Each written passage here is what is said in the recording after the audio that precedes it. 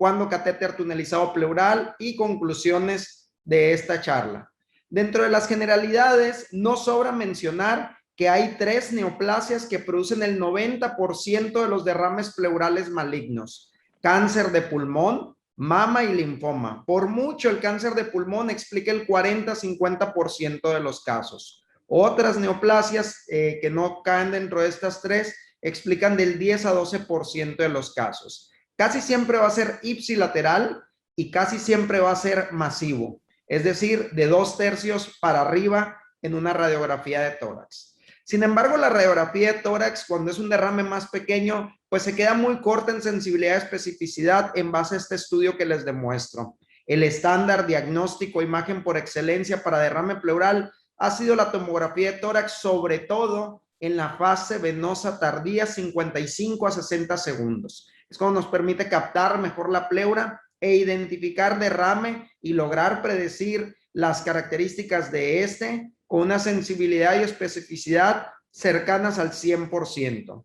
Sin embargo, en las últimas 2 décadas el ultrasonido pleural ha ganado terreno con una sensibilidad y especificidad similar. La tomografía y no queremos verlo como competidores, queremos verlo como acompañantes, como complementarios, porque el TAC, cuando hablamos de derrame pleural maligno, pues me permite evaluar mejor tumoraciones, lesiones peribronquiales, lesiones centrales, que no se ven en el ultrasonido pleural. Visualiza mejor los lóculos, mientras que el ultrasonido pleural visualiza mejor en una sola bolsa los septos o tabiques. Ahorita vamos a ver algunos ejemplos de estas imágenes. El ultrasonido pleural también nos sirve cuando evaluamos presencia de engrosamiento pleural o nodularidad diafragmática. Logra predecir malignidad con un odds ratio que está para asustarse, de 29. Aquí les pongo un ejemplo de un video tomado en una de nuestras unidades y vean cómo en el diafragma aparece una nodulación. Vean cómo el resto del diafragma está grueso, así como la pleura en la parte superior tiene un engrosamiento pleural evidente. Este paciente, cuando vemos estos hallazgos, tiene una predicción cercana al 100% para derrame pleural maligno. Una vez que identificamos este derrame pleural, pues hay que tomar una muestra diagnóstica y mandarlo a analizar. Recuerden que estamos en la era de la inmunistoquímica y biomarcadores, por lo cual biopsias líquidas al líquido pleural es factible realizarlo para determinar EGFR y otros marcadores. La primera toracocentesis en los estudios ya publicados tiene un rendimiento diagnóstico del 60%. Si no sale ahí el diagnóstico y sigo sospechando una segunda toracocentesis, aumenta 15 a 20% el rendimiento diagnóstico. Cuando hacemos una tercera, ya no aumenta más el rendimiento diagnóstico. Eso es muy importante. Hay que optar por otro procedimiento diagnóstico como una biopsia pleural. Durante mucho tiempo se hacían biopsias ciegas con algunos instrumentos como aguja de Cope, Abrams, incluso TrueCut, se hacían biopsias ciegas. Estas aumentaban 6% el rendimiento diagnóstico. Gracias a un estudio publicado por el doctor Kohlenberg, sudafricano, lograron determinar que las biopsias guiadas por imagen, por TAC o ecografía aumentan no 6, 16% el diagnóstico, logrando un diagnóstico similar al 90%. Esto aplica en todo menos en mesotelioma y linfoma. Mesotelioma ocupamos una muestra más grande para tratar de tipificar el tipo de mesotelioma, y en linfoma se ocupa un estudio adicional denominado panel de citometría de flujo para linfoma. Esos son estudios que nos aumentan el rendimiento diagnóstico. Y aquí les pongo un ejemplo, esta también tomada en nuestra unidad. Vean antes de correr el video el engrosamiento pleural, aquí lo estoy señalando en la parte izquierda superior de la pantalla, y vean la parte donde no hay engrosamiento pleural. Nosotros desde que vemos en el ultrasonido estas imágenes, nos vamos a toracocentesis directo y tomamos biopsia pleural de la normalidad para garantizar un rendimiento diagnóstico cercano al 90%. Y quiero que observen este impactante video de cómo lo hacemos. Lo hacemos de forma milimétrica. Aquí está el corazón pegado, no nos da miedo estar a 2 centímetros del corazón porque prácticamente lo hacemos todo guiado por imagen. Miren, ahí hicimos el disparo, retraemos la aguja y prácticamente tomamos los cilindros que aparecen en la parte inferior derecha de la pantalla. Esta biopsia fue compatible con un adenocarcinoma. Una vez que ya vimos esta introducción y generalidades, conviene ahora sí entrar de lleno al tema. Cuando entramos de lleno al tema, hablamos de el tratamiento de derrame pleural maligno. Primero, para definir bien qué tratamiento brindar un derrame pleural maligno, hay que estar de acuerdo de forma nacional e internacional en los objetivos. Y los objetivos por mucho son esta pirámide que les pongo. El más importante de todos es mejorar la disnea del paciente, mejorar el dolor torácico que tiene el paciente. Hacer una paliación de su disnea y dolor es por mucho el objetivo primordial. El segundo objetivo en peso es evitar procedimientos adicionales a ese derrame pleural. Si ya ocupé hacerle un procedimiento a ese derrame pleural, pues evitar estar haciendo más y más y más procedimientos a ese paciente, evitar hospitalizaciones por derrame pleural a este paciente para manejarlo en un contexto ambulatorio de ser factible. Y el último objetivo, que este objetivo en base a muchos estudios se ha tornado muy prioritario, siempre se ha buscado en derrame pleural maligno, quiero pleurodesis, quiero pleurodesis, quiero pleurodesis. En la última década, este objetivo se pasa como un objetivo secundario, buscar la pleurodesis de este paciente. Y el objetivo primordial es una paliación de disnea y dolor y evitar que ese paciente esté yendo al hospital a cada rato. ¿Cómo cumplimos estos objetivos? Personalizando el tratamiento, claro está, pero ¿cómo elijo un tratamiento que cumple estos objetivos? Primero, determinar que el derrame es verdaderamente sintomático, es decir, que le produce disnea y dolor torácico, porque estos pacientes pueden tener otras causas de disnea y dolor torácico, tromboembolismo, neumonía posobstructiva, por la misma carga tumoral intrapulmonar. Entonces, el primero, determinar si es sintomático. Esto lo sabemos muy sencillo. Una vez que nos llegan estos pacientes con derrame pleural, lo puncionamos y en una escala, un score de 0 al 100 o del 0 al 10, mejora la calidad de síntomas de este paciente, es decir, mejora la disnea y el dolor torácico. Ahí catalogamos que ese derrame le producía bastantes síntomas. El otro es estimar, una vez que determinamos que es sintomático ese derrame, estimar la sobrevida o supervivencia de este paciente para construir nuestros algoritmos de forma personalizada. Este siempre ha sido todo un tema y es complejo, porque a partir de aquí ya determinamos si le vamos a ofrecer un catéter tunelizado pleural, le vamos a hacer una pleurodesis médica o una pleurodesis quirúrgica a este paciente. Las escalas que vamos a utilizar son las siguientes. Hay escalas muy clásicas como Ekov-Karnofsky y el punto clave es 3 de Ekov, Karnofsky de 30. ¿Por qué? Son pacientes que ya están postrados, están muy limitada para sus actividades básicas de la vida diaria, requieren apoyo estos pacientes. Cuando estamos frente a un Ekov de 3, un Karnofsky de 30, la supervivencia estimada a 3 meses es más o menos 50%. Sin embargo, esto se confundía y catalogaba mal a un tercio de los pacientes y el tratamiento pues lo damos inadecuado en un tercio de los pacientes. Esto lo bueno que se dieron cuenta grandes líderes y amigos míos en pleura como el doctor Najib Drachman, británico, y determinaron que había que considerar otros factores como el comportamiento del citoquímico, es decir, aparte de su Ekov-Karnofsky, cómo se comporta su citoquímico, cómo se comporta su LDH en líquido pleural, cómo se comporta el radio, linfocitos, neutrófilos, qué tipo de tumor es el que estamos, y en base a eso lo catalogamos como bajo riesgo, moderado y alto riesgo. Y ahora sí, podemos determinar la supervivencia de una forma más. Vean en la parte inferior de la pantalla cómo supera las ROC a un mes, 3 meses y 6 meses predicción de mortalidad en todo al ECOG, el score de LEN. ¿Por qué? Porque LEN incluye el ECOG dentro de su evaluación más la evaluación del líquido pleural. Este LEN es de los estudios que más se utilizan para clasificar el grado de afección por un derrame pleural y la supervivencia estimada. Pero nuevamente, vean cómo pasamos del ECOG al LEN, que incluye análisis del citoquímico, que incluyen análisis y evaluación del comportamiento de neutrófilos, linfocitos. Pero, ¿dónde están los biomarcadores? ¿Qué tal si este paciente está con quimio radio? ¿Qué tal si está con pura quimio? ¿Qué tal si está con inmunoterapia? Bueno, pues este LEN se validó en estudios prospectivos y se sacó el score llamado PROMISE. Este score, hay una evaluación clínica y una evaluación bioquímica. Esta evaluación química y bioquímica, vean cómo toma la quimioterapia, radioterapia, cómo está la hemoglobina, leucocitos, proteína C reactiva, el eco, tipo de cáncer, biomarcadores, y nos da un estimado en categorías de mucha mejor predicción de mortalidad. Es decir, Lo que sea categoría D, la supervivencia estimada va a ser menor a un D. Todo lo que no sea categoría D, A, B, C, la supervivencia estimada va a ser mayor a un mes, y aquí lo vemos en este gráfico de supervivencia.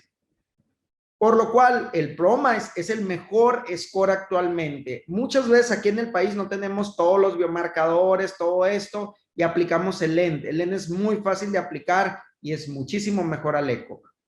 Ahora, una vez que tenemos esto, hay que construir nuestro algoritmo. Y el algoritmo se construye así. Tengo un derrame pleural maligno. Bien.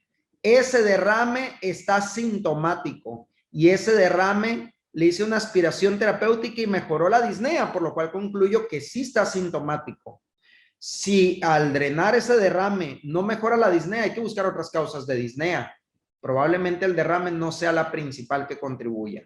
Pero si al drenar el derrame sí mejora la disnea y sí reexpande el pulmón, aquí tenemos a elegir al paciente. Como reexpandió el pulmón, podríamos hacerle una pleurodesis o ofrecerle un catéter tunelizado pleural. Si no reexpande el pulmón, sería una tragedia hacer una pleurodesis a este paciente. Recuerden que para hacer la pleurodesis ocupamos que haya aposición de la pleura visceral y parietal, que estén pegadas. Entonces, aquí se utiliza un catéter tunelizado pleural. Pero si la expectativa es menor a un mes, a este paciente puede ofrecerle una toracocentesis, se le puede ofrecer una toracocentesis terapéutica. Ahorita vamos a ver un algoritmo más amigable. Este algoritmo tiene RR abajo, son mis apellidos, porque este algoritmo es el que usamos muy comúnmente en las unidades o áreas de pleura que me toca coordinar, y hacemos esto. ¿El derrame pleural le produce síntomas? Sí. ¿Cuál es la supervivencia estimada en base a Sueckhoff, Karnofsky, Len, PROMA? Y si tenemos toda la información. Si el estimado es mayor a 3 meses, bueno, podríamos optar por pleurodesis. Esta pleurodesis vemos si es efectiva. Bien, si no es efectiva o es recurrente, nos vamos a catéter tunelizado pleural. Si no lo desea el paciente pleurodesis, nos vamos a catéter tunelizado pleural. Si no es candidato, nos vamos a catéter tunelizado pleural. Nosotros nos encontramos casi siempre con esto, que el paciente no es candidato porque el pulmón está atrapado, porque el pulmón tiene predictores de no reexpansión pulmonar y nos vamos a catéter tunelizado pleural, o porque su supervivencia estimada es menor a 3 meses y nos llegan bastante avanzados estos pacientes, por lo cual casi caemos del lado derecho. Ahora, ya vimos y comparamos a los dos titanes que se han comparado en todo el mundo. Pleurodesis versus catéter tunelizado pleural. Ahora, ¿cuál hacemos? ¿Cuál es mejor? Vamos a hablar primero de la pleurodesis en derrame pleural maligno. Cuando hablamos de pleurodesis, siempre es más fácil decir, ¿a quién no le hago pleurodesis? ¿A quién no le hago pleurodesis en derrame pleural maligno? Aquel que tiene una sobrevida estimada en base a los scores que les comenté, menor a 3 meses. Aquel que el pulmón está atrapado, sería un balazo en el pie, ponerle talco a un paciente que una pleura está alejada totalmente de la otra. Solamente vamos a complicar las cosas. Aquel paciente que está deteriorando muy rápido su clase funcional y calidad de vida, o si se opta por pleurodesis quirúrgica, que tenga contraindicaciones quirúrgicas en caso de decidir este abordaje. Si se decide efectuar pleurodesis porque no tenía ninguna de las contraindicaciones previas, bueno, está el metaanálisis del New England. Talco es el mejor, es el más efectivo, hasta 92% de eficacia en el primer mes, pero resulta ser que a los 3 meses, el 30% de los pacientes que le hicimos pleurodesis por talco falleció, por lo cual no los categorizamos bien estos pacientes. Resulta ser que el 30% de los pacientes no es efectiva a los 3 meses. Se rompe esa adhesión pleural y ocupamos hacer procedimientos pleurales a estos pacientes a posterior. Y resulta ser que 60-70% de los pacientes que fue efectiva, un 30% de estos pacientes persiste con dolor hasta el desenlace. ¿Recuerdan el triángulo que les había puesto? Bueno, pues resulta ser que puede que no estemos cumpliendo con el objetivo primordial de paliación de disnea y dolor. ¿Cuándo es un buen candidato a pleurodesis? Históricamente lo hacíamos radiografía de tórax. Funcionábamos, se expandía el pulmón, decíamos, está posicionada las 2 pleuras, podemos ponerle talco, bien, siempre y cuando su supervivencia estimada era mayor a 3 meses. Ahora con el eco es relativamente sencillo porque miren, aquí tenemos el pulmón, derrame pleural, el diafragma y el vaso. Quiero que vean este derrame pleural. está telectasiado el pulmón. Vean cómo todo lo negro es derrame pleural. Aquí tenía más de 1 litro evidente por cálculo de derrame pleural. Y este paciente, después de puncionarlo, le volvimos a hacer un eco y quiero que vean esta imagen de ecografía post-toracocentesis. Cómo está aquí el vaso, el diafragma y cómo la línea pleural prácticamente está besando el diafragma. Una reexpansión pulmonar total. Este paciente es un súper candidato a pleurodesis, siempre y cuando no tenga otra de las contraindicaciones mencionadas. Pero vean el eco, las ventajas que tiene. Es una maravilla la ultrasonografía torácica y pleural en unidades donde vemos pleura. Vean este eco y el auditorio, contéstense ustedes mismos si ustedes le harían pleurodesis a este paciente. Quiero que me digan si le harían pleurodesis a este paciente. La respuesta es no. Vean el diafragma, vean el pulmón colapsado, vean los tabiques tan gruesos. Parece que hasta tuvieran vida estos tabiques, estos septos. ¿A poco le vamos a aplicar talco a esa pleura? Jamás va a pegar. Este paciente, también le hicimos una modalidad en modo M, vimos la movilidad espectral y movía menos de 1 milímetro, por lo cual contraindicadísima la pleurodesis en este caso. Para eso me sirve el eco, para eso, en tiempo real. Ahora me voy al otro titán, catéter tunelizado pleural en derrame pleural maligno. El catéter tunelizado pleural, ¿a quién sí? Pues al que va a vivir menos de 3 meses, no hay que someterlo a algo tan más agresivo como pleurodesis. Al que el pulmón está atrapado, como el ejemplo anterior, o al que se le hizo pleurodesis y falló la pleurodesis. Y ahí va el criterio extendido, que se utiliza actualmente en las unidades de pleura de Australia, de Gran Bretaña, de Estados Unidos, de Canadá y en nuestras unidades de pleura. A todo derrame pleural maligno sintomático le ofrecemos de primera instancia catéter tunelizado pleural. Y ahorita vamos a ver la evidencia del por qué. Los beneficios, pues es ambulatorio, calidad de vida a los pacientes, no necesidad de otro procedimiento hasta en el 95% de los casos. Este es de un estudio clásico del doctor Tremblay, canadiense, y puede hacer pleurodesis espontánea dependiendo la serie del 25 al 70% de los casos. No, pues me da miedo un catéter porque pues el paciente va a estar con quimioterapia. Tranquilos, toracocentesis solita, 10% de riesgo de infección de repetición. Catéter o sonda normal, 15% de riesgo de infección sobre quimioterapia. Catéter tunelizado pleural, 2% de riesgo de infección asociada.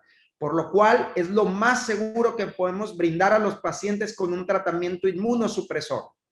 Vuelvo al objetivo. ¿Qué queremos lograr en nuestros pacientes? Paliación de disnea y dolor, evitar procedimientos adicionales, evitar hospitalizaciones y en última instancia, si gustan, pleurodesis. Este no es un objetivo que nosotros buscamos en primera instancia.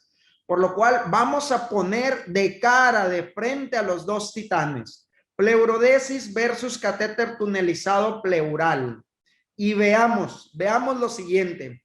Este estudio buenísimo publicado en JAMA en el 2017, el Ample Trial, este estudio australiano del doctor Gary Lee, vemos cómo a los que le pusieron catéter tunelizado pleural estadísticamente significativo duraron menos tiempo en hospital.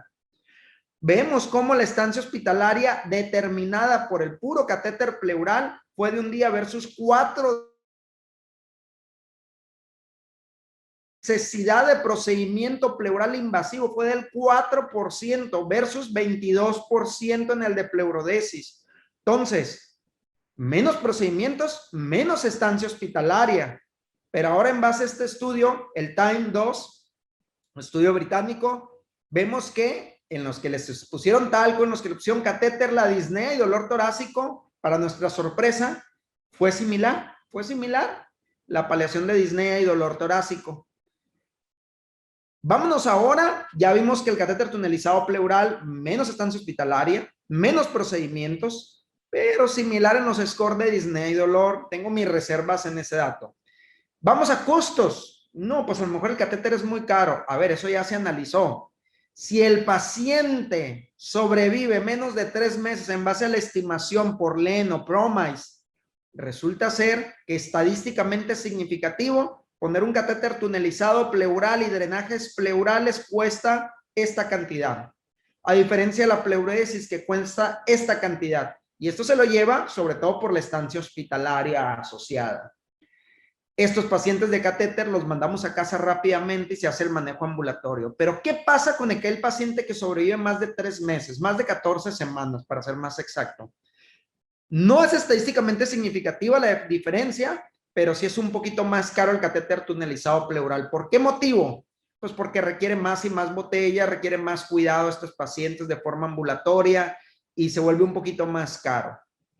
Pero recordar que le estoy ahorrando hospitalizaciones y procedimientos adicionales. Ahora, el tercer objetivo, quiero pleurodesis. Yo quiero lograr pleurodesis, que se peguen esas pleuras. Bueno, pues resulta ser que en el estudio AMPOL 2, también del grupo australiano Gary Lee, vieron que si drenamos diario a los pacientes con botellas automáticas, obtenemos el doble de pleurodesis que drenándolo en base a síntomas. Casi siempre en síntomas es 1 o 2 veces por semana, es la forma que nosotros lo hacemos. Sin embargo, la disnea, dolor torácico y calidad de vida, que es nuestro objetivo primordial, es similar. Y recuerden el otro dato, si dreno diario al paciente, pues es un poquito más caro para los pacientes, ¿verdad? El otro estudio, el ASAP, mismo resultado. Si lo adreno agresivo todos los días, voy a tener más pleurodesis si quiero el tercer objetivo, pero con una calidad de vida similar. Entonces, esto es muy importante porque, por ejemplo, en hospitales universitarios, en medio privado, a veces no tenemos tanto problema, pero en hospitales como el universitario, que hemos conseguido poner bastantes catéteres tunelizados pleurales, a veces nos encontramos con dificultad por costos de que el paciente surta las botellas. Nosotros empezamos a drenar el catéter original. Esto no lo recomendamos en primera instancia, pero cuando no hay otra opción y queremos que se beneficie de un pleurex, un catéter tunelizado pleural, podemos drenarlo de forma manual. De forma manual, sin dañar el catéter. Esto lo estudiamos con nuestros primeros 100 catéteres y tuvimos la misma calidad de vida, la misma pleurodesis espontánea y fue 10 veces más económico en los que ocupaban drenaje pleural crónico. Sin embargo, nosotros seguimos recomendando hacerlo con el producto original y la botella automático, solamente, digámoslo así, en una situación extrema que no se puedan conseguir por situación económica. Por lo cual, vamos a poner los outcomes principales. Catéter tunelizado pleural versus pleurodesis. Impacto en calidad de vida. ¿Qué me importa? ¿El dolor y la disnea? Bueno, resulta ser que en base a los estudios Time fue similar. Menos días en el hospital y menos procedimientos. El catéter tunelizado pleural se lo llevó de calle. Iba a caballo y la pleurodesis iba a pie. Se lo llevó de calle totalmente. Menos días en hospital, menos procedimientos. Menos costo en pacientes bien seleccionados que van a vivir menos de 3 meses en base a los scores mencionados. Mucho más barato el catéter tunelizado pleural. No tiene dinero el paciente, hagan lo posible por conseguir el catéter por lo menos, y este paciente, aunque su score sea mayor a 14 semanas en la media de supervivencia, no les va a salir más caro si hacen drenaje manual. Catéter tunelizado pleural, por lo tanto, vean cómo se quedó el tamaño, intimidando a la pleurodesis de una forma increíble. Pero ¿por qué verlo así, como enemigos? ¿Por qué no verlo como compañeros, como aliados? Y de esto ya se encargó el doctor Raúl y mi buen amigo, el doctor Najib Rahman y el doctor Nick Maskell, británicos. Hicieron el estudio IPC Plus y dijeron, bueno, ¿por qué no le ponemos un catéter tunelizado pleural y a través de ahí hago un drenaje intensivo los siguientes 15 días y les aplico tal cual a los pacientes? Pues resulta ser que tuvieron el doble de pleurodesis espontánea, pero el resto de los outcomes, calidad de vida y demás, fue similar. Entonces, si buscamos pleurodesis espontánea, bueno, y queremos que se beneficie un catéter tunelizado pleural, podemos hacer la combinación. Para darles el contexto de quién es Najib Rahman, ahí va. Nosotros publicamos de repente nuestra serie de casos de pleura, los españoles también, los británicos por acá también, los canadienses también. Najib Rahman dicen, a ver, ¿tienen una duda de este tópico? Permítanme coordinar a 150 centros de toda Europa y les voy a dar la respuesta en unos años. Ese es Najib Rahman. Es un genio de la medicina pleural. Por lo cual, en derrame pleural maligno en base a todo lo que les mencioné, bueno, lo ideal y la tendencia es hacia catéter tunelizado pleural. Ir abandonando la pleurodesis, no, se puede hacer a través del catéter tunelizado pleural para que tenga los dos beneficios, pero la quirúrgica, por mucho, hay que irla dejando de lado. Ya no debemos de ser tan cruentos y agresivos con estos pacientes. Estamos en la era de la mínima invasión. ¿Cómo lo hacemos? Estas diapositivas son a título personal. ¿Cómo lo hacemos? Y esto es similar como lo hacen los canadienses, australianos, los españoles. ¿Cómo hacemos el seguimiento de un catéter tunelizado pleural? Ya les mostré la evidencia de nuestros primeros 100 catéteres, que nos fue muy bien. En el 2015 me fui a entrenar con el doctor Porcel, para mí el mejor de pleura en el mundo. Es un tipo muy amable, es un genio en la pleura este hombre. Me fui a entrenar con él y al llegar aquí pues empezamos a colocar esos catéteres tunelizados pleurales. En estos últimos casi 6 años llevamos 480 catéteres colocados. Somos de los que más colocamos en el país. ¿Qué hacemos? Hacemos una buena evaluación clínica de nuestros pacientes, hacemos una evaluación bioquímica de nuestros pacientes para sacarles el score de LEN, nosotros usamos más LEN que PROMISE, hacemos una evaluación ecográfica de nuestros pacientes y colocamos guiado por ultrasonido el catéter a través de una incisión de medio a 1 centímetro y una segunda incisión para hacer el túnel. Todo por ultrasonido sin que pise el quirófano. La media de estancia hospitalaria de nuestros pacientes es de 1 hora 14 minutos y se van a casa. Tratamiento ambulatorio. Nadie se queda en nuestras unidades. Después de que los mandamos a casa, va un médico o enfermero a drenarlo a casa 2 veces por semana y acude con nosotros a revisión mensual y la revisión es ecográfica.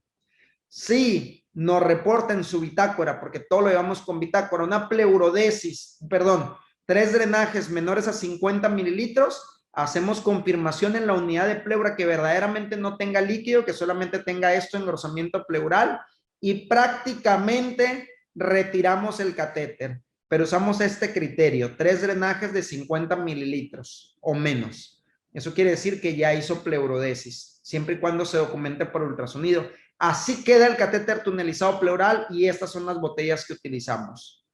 Por lo cual, el derrame pleural maligno, la tendencia en todo este planeta Tierra es hacer un abordaje de mínima invasión. El algoritmo del derrame pleural maligno 2021 que se van a empezar a encontrar es este lo construí para ustedes, de la evidencia de más de 250 artículos de derrame pleural maligno en los últimos 10 años. Y el algoritmo va a ser así de sencillo. A ver, ¿su derrame pleural le produce los síntomas de disnea, dolor torácico? Si mi respuesta es sí, le voy a aplicar mi mejor score, PROMISE. Él va a vivir más de un mes, es decir, es un PROMISE A, B o C. Si es D, va a vivir menos de un mes, cuidado. Si supervivencia por PROMISE es mayor a un mes, la respuesta es sí. Ese paciente hay que brindarle nuestro mejor tratamiento que tenemos en este planeta Tierra. Un catéter tunelizado pleural, no colocado con un abordaje cruento quirúrgico, colocado por eco, es extremadamente sencillo. Se coloca por ultrasonido a este paciente y se le brinda al paciente la opción de participar en la decisión a posterior. Es decir, ¿desea usted que se coloque un catéter tunelizado pleural? Sí. Mire, con este catéter vamos a tratar de controlar la falta de aire, el dolor torácico. Si queremos que se peguen las pleuras más rápido, podemos hacer un drenaje. No tenemos el suficiente soporte económico, podemos hacer un drenaje manual a través de ese catéter. O hacemos un drenaje intensivo e intentamos pleurodesis con talco. Esta decisión es en consenso. Este es el algoritmo de derrame pleural maligno 2021. Extremadamente sencillo. Hacia allá va el resto de la medicina, hacia la mínima invasión y hacer las cosas más prácticas, sencillas, teniendo como común denominador el beneficio absoluto de nuestros pacientes. Les agradezco su atención y estoy a la orden para preguntas, respuestas que quieran platicar cualquiera de ustedes.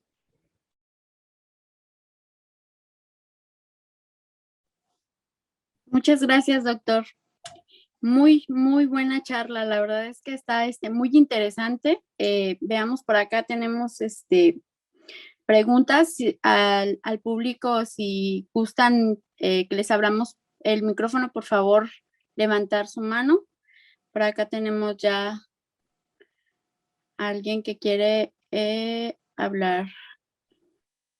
El doctor Luis Marcelo. Doctor, ¿puede abrir su micrófono, por favor? Listo. Le quiero agradecer al doctor Rendón esta excelente ponencia. Está impresionante su experiencia con más de 400 pacientes. Y bueno, quiero saber cuál es su experiencia, digo, sobre todo su tiempo de estancia postoperatoria o post-procedimiento es de 1 hora. Es fantástico, o sea, los costos lo hacen una cirugía, un procedimiento ambulatorio.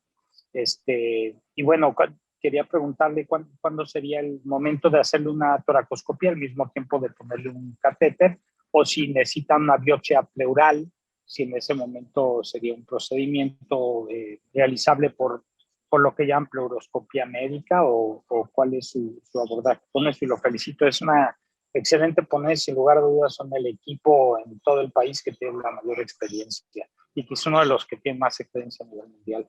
Gracias. Muchas gracias, doctor. La verdad, muy buena pregunta, excelente pregunta. La respuesta es sí. Cuando ese paciente todavía no tenemos biopsia pleural y la ocupamos por algún motivo, por ejemplo, voy a poner 2 escenarios. Ya tenemos el paciente con diagnóstico de un CA de pulmón metastásico y tiene un derrame pleural maligno o paramaligno. Ya hemos visto que los dos, el maligno en el que se confirma con citología o biopsia que hay invasión a la pleura. Si ya es estadio 4 por otra razón, metástasis hepáticas y demás, el derrame se trata de forma indistinta, de la misma forma. Si no se confirman células malignas ahí, el derrame pleural paramaligno está comprobado sobre todo en los estudios del doctor Porcel, que tienen el comportamiento similar, digámoslo así.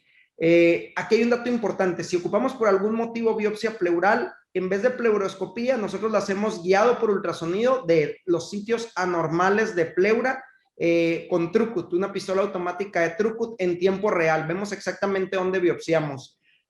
No usamos habitualmente pleuroscopía, somos muy conservadores con el manejo de estos pacientes y sobre todo porque queremos conservar el objetivo de una estancia ultra corta. Ese paciente que dure menos de 2 horas ahí, casi siempre duran de 1 hora, 15 minutos máximo los pacientes y se egresan. Ahora, la forma de colocarlo por ultrasonido, les adelanto, en el universitario prácticamente yo ya soy como un espectador inocente. Yo voy, aunque sea el primero o segundo catéter del staff, de los médicos residentes en formación que tenemos, ellos lo colocan con una habilidad y una sencillez impactante a los ojos de cualquiera. Claro, estoy ahí. El 100% de los catéteres se colocan conmigo supervisando, pero ni me pongo los guantes siquiera. De lo bien que lo colocan, una expertise tremendo que se tiene con colocar un catéter, porque la técnica es una técnica que dominamos todos los médicos, es la técnica de Seldinger. Lo más difícil puede que sea hacer el túnel, pero es extremadamente sencillo hacerlo por ultrasonido. Entonces, le agradezco su pregunta, doctor. Y sí, prácticamente hemos visto el gran beneficio que en nuestro artículo publicado incluso les va de maravilla a nuestros pacientes. Muchas gracias, doctor. Por acá tenemos un par de preguntas. El doctor Jonathan Rodríguez nos pregunta ¿qué tipo de histológico del derrame tiene mejor respuesta con el catéter? Ejemplo, derrame cáncer metastásico de mama contra cáncer broncogénico. Muy buena pregunta. Fíjate que aquí tengo una respuesta así muy dicotómica. En varios estudios publicados, el que tiene pleurodesis más alta es el cáncer de pulmón, pero porque el 40-50% de los derrames pleurales malignos los explica el cáncer de pulmón. En nuestra serie en particular, con los que tuvimos más pleurodesis, fue con el cáncer de mama metastásico. ¿Por qué motivo? Encontramos un dato en particular. Todos los pacientes nos llegan súper avanzados, con neumonías postobstructivas, con pulmón atelectasiado, con demasiada carga tumoral intrapulmonar, y ese pulmón lo drenamos y casi siempre está sufriendo un fenómeno de atrapamiento de pulmón atrapado, por lo cual la pleurodesis no la alcanzamos en estos pacientes y fue el grupo que menos pleurodesis hizo en nuestros 100 primeros catéteres que publicamos. Entonces nosotros tenemos cáncer de mama, pero a nivel internacional, primer mundo, tienen como cáncer de pulmón. Ok, muchas gracias. Alan Gamboa lo felicita, excelente charla, y le pregunta, ¿cómo ha encontrado la tasa de infecciones asociadas al catéter y si utiliza algún tratamiento tópico como profiláctico? Muy bien, Alan. Excelente, excelente pregunta. La verdad me encantó tu pregunta.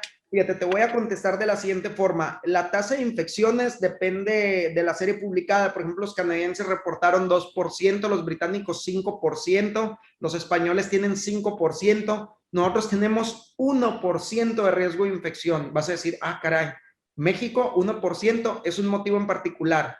El catéter lo cuidamos como oro molido. El que lo drena en casa, en Gran Bretaña, en España, entrenan al familiar y le dicen, drénalo usted, mire, botella automática, así se drena, para eso está diseñado el catéter.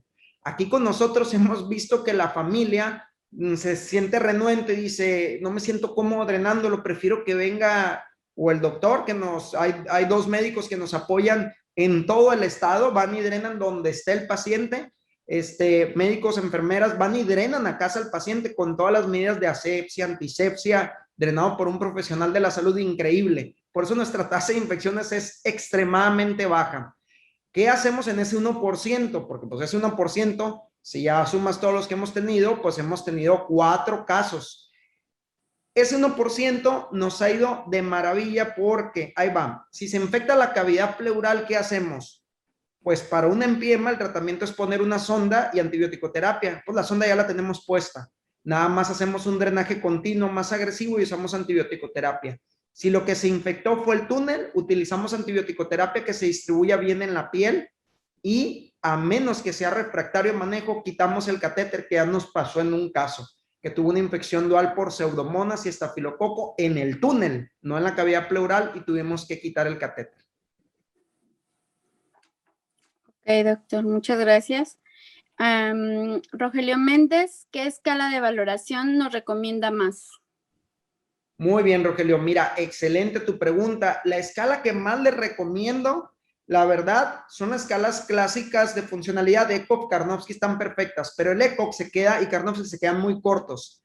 Hay que utilizar la escala funcional ECOG más los hallazgos del citoquímico, el líquido pleural, y con eso construyes un score que se llama LEND. Ese fue publicado en el 2018, ese score, por el doctor Najib Dragman. El score o la validación prospectiva de este se llama PROMISE. Ese sí es un poquito más complejo porque tienes que tardas como 2 días en llenarlo, si tiene quimioterapia, radioterapia, cómo está la hemoglobina, leucocitos. Nosotros de forma práctica, LEND, a ver, ¿cómo está el LDH, el líquido pleural? ¿Cómo están los neutrófilos y linfocitos? ¿Qué tipo de cáncer es? Bien, ¿cómo está su eco? Con esa escala determinamos en base al puntaje que tiene, estimamos la supervivencia. No hay 100% en medicina y menos con esas escalas, pero es lo más cercano a la realidad que tenemos. LENT se llama, LNT. Muy bien. Enrique le pregunta, ¿qué opinión tiene en pacientes candidatos a recesión tumoral y son sometidos a pleurodesis? Excelente ponencia, saludos. Muy bien, y qué buena pregunta acabas de hacer. Fíjate que aquí hay un dato importante. Si haces la resección tumoral, está perfecto. Si tiene la combinación, por ejemplo, de una tumoración, derrame pleural, nada más tienes que la resección. Previamente esto ya debimos de haber tenido el dato cuando se hizo alguna toracocentesis a este paciente, que se expandiera la pleura, que se expandiera el pulmón. Si el pulmón se queda atrapado, esa resección, aunque la hagas, el pulmón ese no va a reexpandir porque probablemente ya tiene un engrosamiento pleural muy evidente. Entonces, ahí es muy complejo tratar de intentar una pleurodesis en ese instante. Ahora, si la intentas, yo te recomendaría, esto lo hace mucho el doctor Eric Folk, en el Mass General, intentar hacer la pleurodesis, pero dejarles, en vez de una sonda torácica, un catéter Pleurex. Estás haciendo el IPC Plus como en Gran Bretaña, pero invertido. De tal suerte que si te falla la pleurodesis, pues ya tienes un drenaje pleural crónico con un bajo riesgo de infección tunelizado. Es lo de menos que si hizo pleurodesis, en 1 semana, 2 semanas, le quitas el catéter, no pasa nada. Entonces yo te recomendaría ese algoritmo flujograma en el caso en particular que comentas. Muchas gracias. Él mismo le dice que realice algún video y que lo haga viral. Felicidades. Claro, no, con gusto lo hacemos. Ok, por acá tendremos otra. Rogelio Méndez le pregunta qué escala de valoración recomienda. ¿Esta ya la vimos? Sí, la LENT, la escala Ah, LENT, ok, sí, está la perdón. PROMIS, pero yo le recomiendo más la LENT, es más fácil de aplicar, la verdad. La escala LENT, L-E-N-T. Cada letra significa lo que se mide, LDH, el ECO, la relación de neutrófilos linfocitos, y T, tumor, el tipo de tumor, cáncer de pulmón, mesotelioma, además. Ok, gracias. Javier pregunta, ¿hay alguna contraindicación para administrar el tratamiento para el cáncer de paciente con catéter tunelizado? Muy buena tu pregunta. Fíjate que esa era una pregunta muy recurrente en muchos oncólogos que no estaban familiarizados con este catéter. Pero la verdad, aquí en el país los oncólogos son increíblemente buenos. Son increíblemente buenos. Todo el equipo de oncología, te puedo decir a nivel nacional, tienen credenciales para competir con quien quieras en el mundo. Y ellos cada vez se familiarizan más con estos catéteres e incluso lo prefieren, porque como hacemos un túnel e independizamos lo que sale de lo que está dentro de la cavidad pleural, se comporta como si el paciente tuviera un portacat. Es como si la quimio la administraran por un catéter temporal o un portacat. Claro que el portacat del riesgo de infección es muy bajo y esto ya está demostrado. El riesgo de infección a nivel internacional, tomando todos los porcentajes, es del 2% en pacientes con quimioterapia, con inmunoterapia, con terapia blanco dirigida, 2% el riesgo de infección. Es el riesgo de infección más bajo que existe de un procedimiento pleural crónico para un paciente de estas características. Entonces, no hay ni una sola contraindicación. Genial, doctor. Muchas gracias. El doctor Jorge Alberto Silva nos pide la palabra. Buenas noches, doctor Silva. Un gusto saludarlo. ¿Puede prender su micrófono? Gracias. Listo. ¿Me escuchan ahí? Sí, doctor, fuerte y claro. Bienvenido. Gracias, doctor Rendón. La verdad es que me sumo a las felicitaciones de Luis Marcelo, un gran amigo también, añejo amigo. Es realmente impactante, importante su casuística y sus resultados. Probablemente me queda abierta la duda al tiempo de que debemos educar, debemos concientizar a las nuevas generaciones para que se adiestren con manos expertas en la colocación de estos dispositivos de drenaje. Si bien es cierto, el derrame pleural continúa siendo un reto y tal vez no dejar la idea de que esto es el tratamiento completo, sino que deben de acudir a manos expertas para poder recibir el adiestramiento necesario. Pero, sin embargo, en cualquiera de las ramas, se sabe hoy que la mínima invasión le confiere al paciente pues un mejor desarrollo dentro de la historia natural de la enfermedad, en este caso muy en concreto del derrame pleural maligno, el pronóstico de la patología misma. Pero bueno, esa sería mi intervención. Muchas gracias y buenas noches.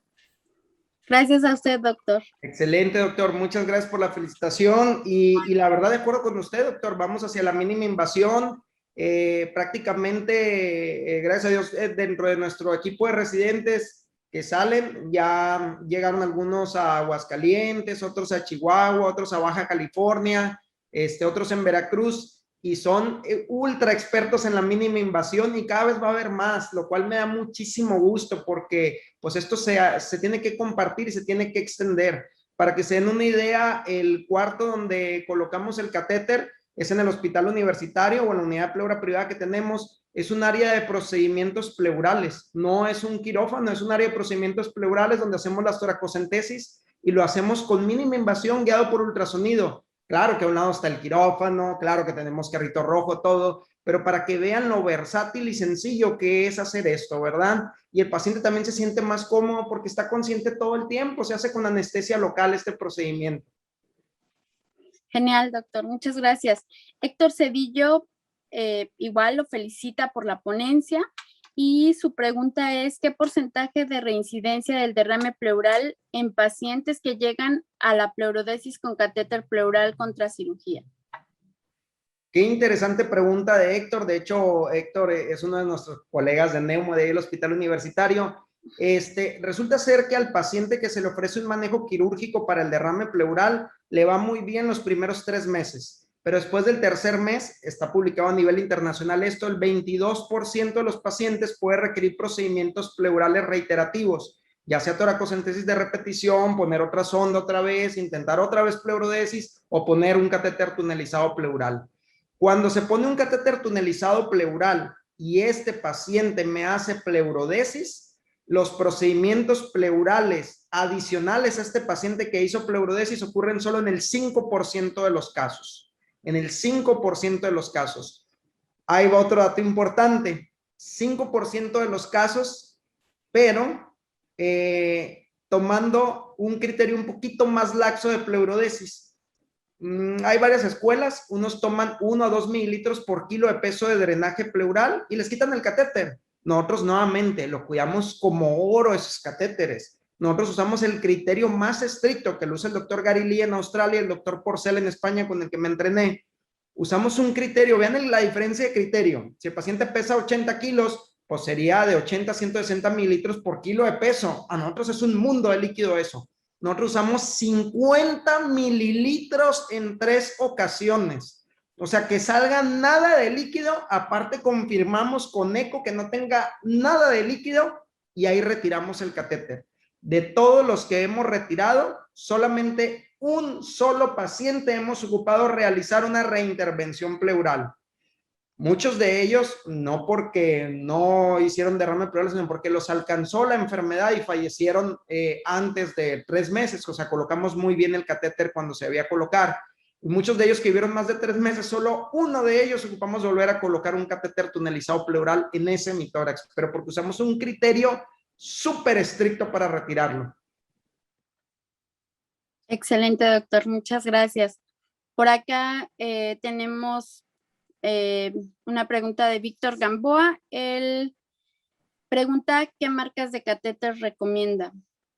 Muy bien, Víctor. Excelente pregunta. Mira, Víctor, en todo el mundo, el catéter tunelizado pleural, el que más se usa en todo el mundo es Pleurex, Pleurex, y las botellas automáticas también de la misma marca. En Gran Bretaña tienden a usar otro que se llama Rocket. Ese no está en México. El único que hay en México tunelizado pleural es Pleurex. Esa es la marca que recomiendo porque pues es la que sé usar, es con la que me entrené en España, por ejemplo.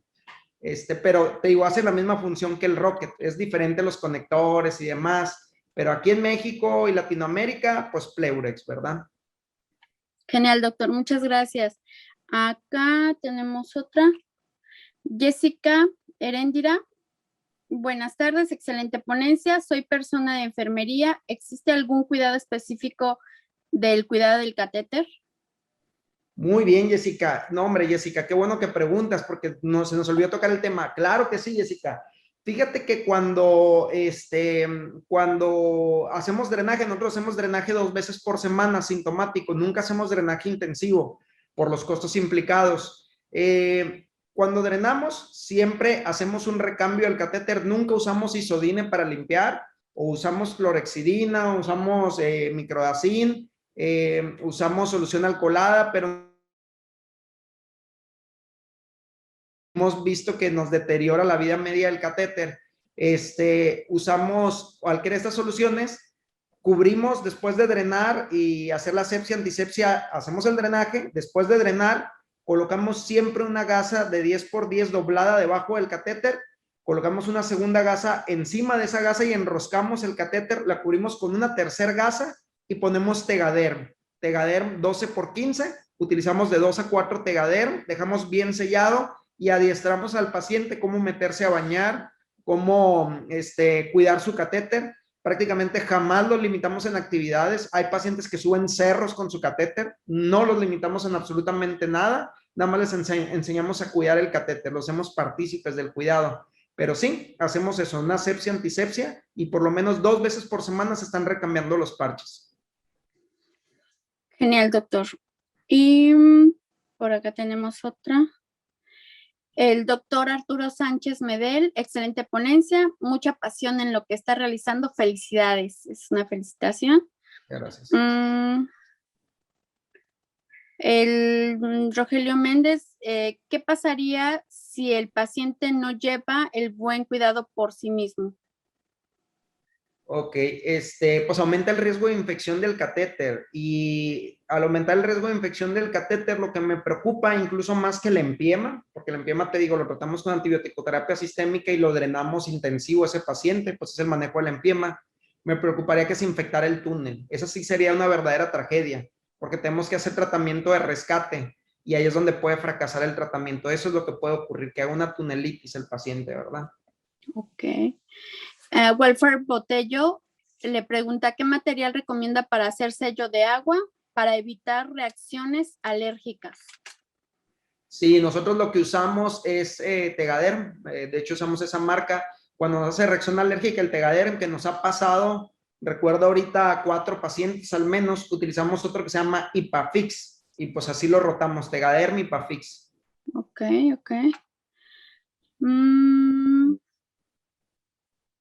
José Omar pregunta qué complicaciones post-colocación puede presentar el paciente. Muy buena pregunta, doctor José Omar. Y aquí sirve comentar varios datos importantes. Es importante comentarlos. Poscolocación del catéter puede ocurrir dolor torácico, es la más común. Dolor torácico poscolocación, sobre todo ya que se pasa el efecto de la anestesia local. Hay varios estudios respecto a si se usaban AINES o se usaban opiáceos. El AINE no se quería usar por mucho tiempo porque decían, no, es que disminuye la probabilidad de que haga pleurodesis, pero eso ya se comprobó en el estudio Time 1 de los británicos. Puedes usar AINE, el que tú quieras. Nada más que nosotros en particular tenemos un poquito más experiencia con un AINE, porque muchos de estos pacientes que están pues con quimioterapia y demás, utilizamos de nueva generación, Celecoxib les dejamos habitualmente. Les dejamos, cuando no podemos dejar un AINE por alguna razón, la que tú quieras, dejamos codeína, dejamos paracetamol con codeína, la LXD, o dejamos los opiáceos sintéticos no derivados de generación natural de opiáceos como el tramadol.